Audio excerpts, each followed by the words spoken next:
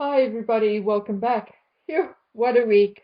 And it appears that the week ahead is not going to be any better. I honestly wish this year will just smooth out a little, as I honestly don't know how much more I can take or stomach. 2 weeks ago, our washing machine broke. It was 13 years old and has been repaired numerous times, so this time was the end of it. I bought a new one last week. We used it twice and there is obviously something wrong with it, and I will have to take it back. It is not the fact that I have to take it back which upsets me as much as the fact that in order to do so, it will cost me nearly 2 hours driving and the time it takes to conduct the transaction. We are still trying to catch up on Dragonman's schoolwork, and I myself am getting nowhere with everything I want to do and achieve.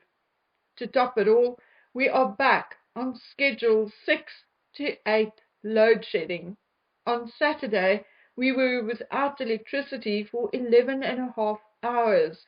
This country better sort its shit out or people will start dying like flies. We are entering winter. Not only will many be exposed to the cold and weather conditions, but the economic situation is worsening rapidly with job losses and those who have alternative means of earning an income unable to work the hours they have to work to take care of themselves.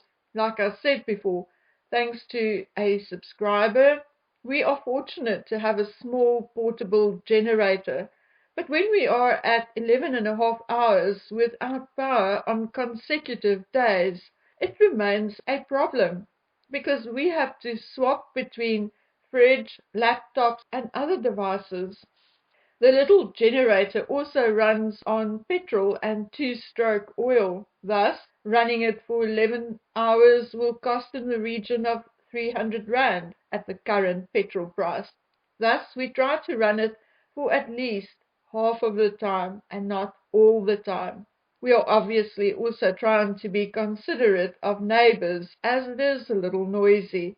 And when it's nearly empty, it tends to smoke and smell a little. As we are in a rental home, we can't make permanent installations such as solar panels or a larger generator which requires installation. Anyway, that is South Africa for you. But like so many other countries these days, people are complaining and protesting.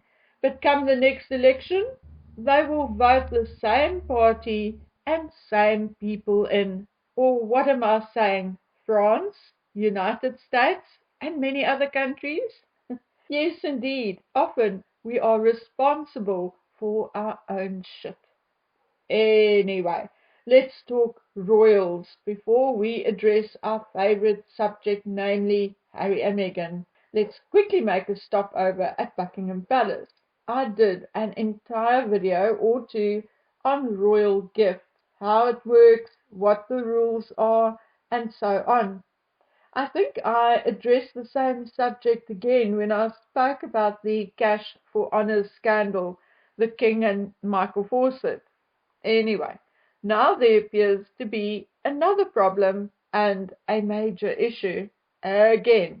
According to the Guardian, official jewellery gifts to the value of approximately £80 million have gone AWOL, missing in action, and are not in the national collection as it is supposed to be.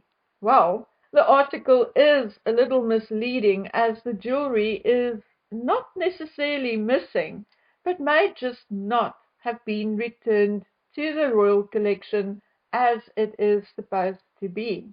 It could very well just be in a safe at one of the other palaces or in one of the royal households. The jewels in question are 11 pieces worth approximately 80 million and had been worn by Queen Elizabeth II, Camilla, Catherine, and others.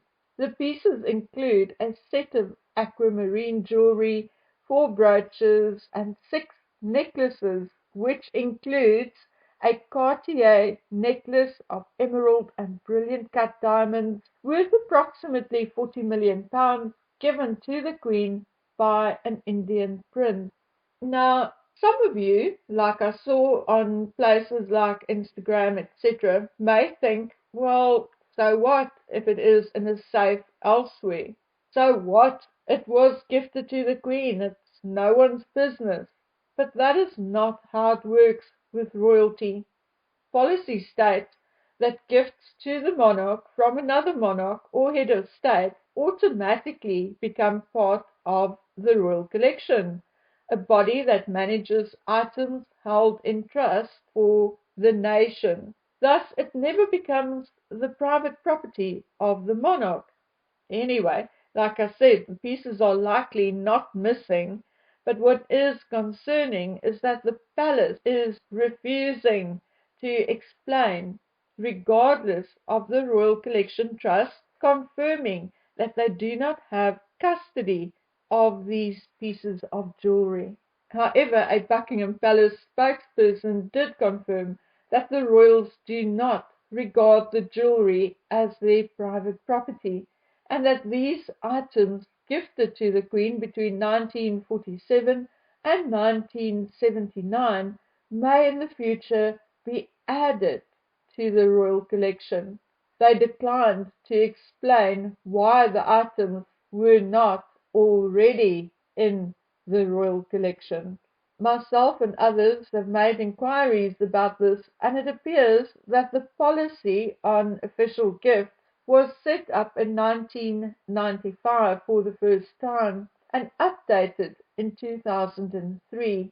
All the pieces included in the Guardian's inquiry were given to the Queen before the guidelines were set, and there is nothing in the policy that actually addresses gifts received before 1995. So this is a developing story and we'll keep our eye on it. Personally, I think these items should be taken up in the royal collection, as the royals still have free access to it and also have personal collections worth millions anyway. Remember, pieces inherited from ancestors or gifted by family or spouses are not included in the policy and do remain their personal property. Anyway, let's talk Harry and Madam Meghan.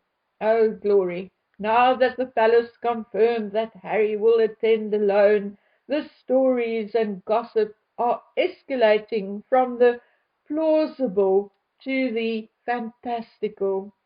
At this point, I must warn you that I have tried but had not been successful in verifying any or many of these stories and gossip.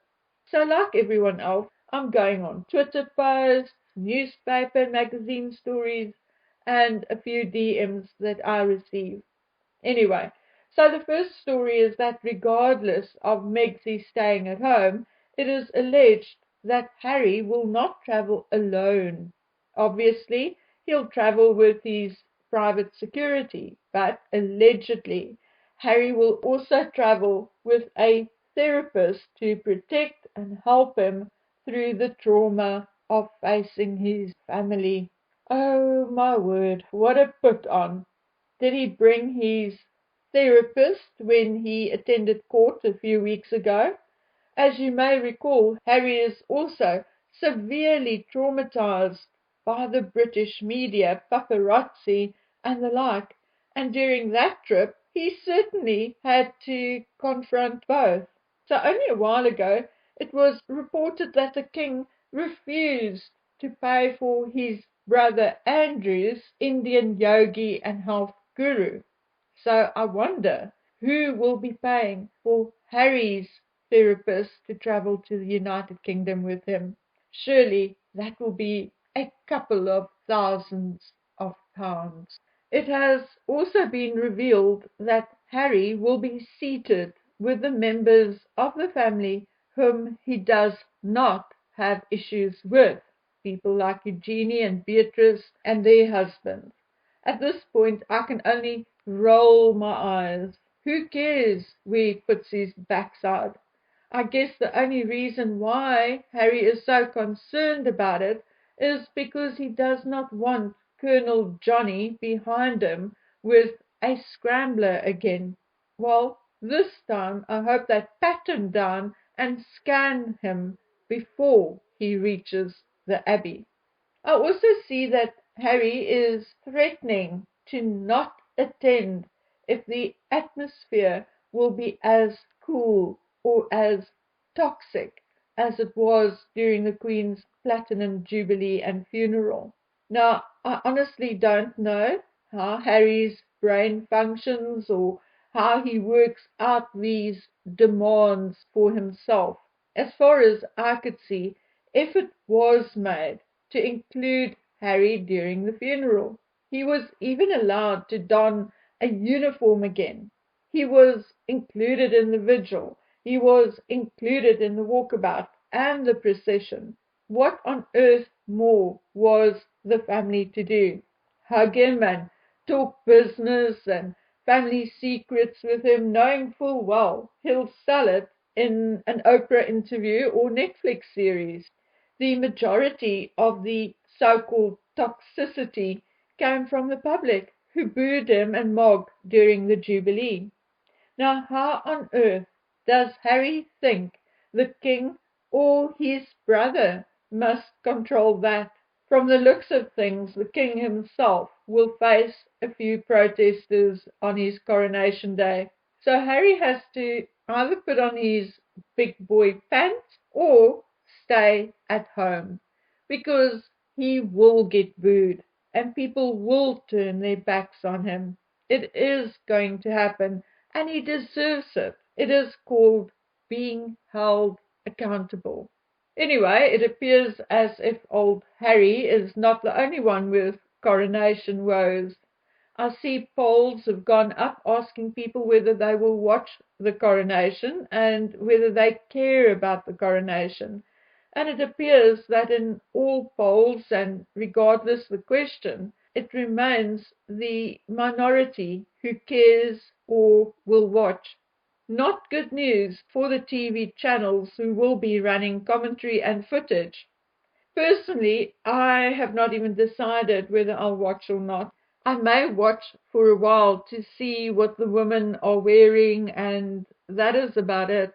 I don't know why, but I just don't have the appetite for the rest. But who knows? I may feel differently on the actual day. Anyway, guys, there is still a lot of gossip to wade through. I think I'm about 5% through all of it, so I'll see you soon with the rest. Until then, please take good care of yourselves. Bye.